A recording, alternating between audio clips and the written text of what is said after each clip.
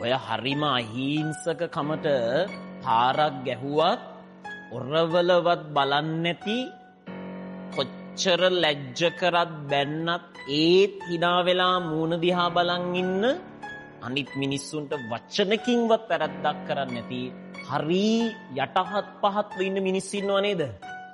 ඒ මිනිස්සුන්ට වැරද්දක් කරන්න කලින් ගරහන්න කලින් දෙපාරක් හිතන්න පුතා.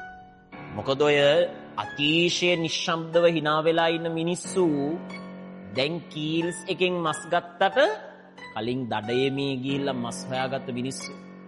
එයාලා ඔය දඩේ මත ඇරලා තියෙන්නේ දඩයන් කරන දන්නේ නැතුව නෙමෙයි.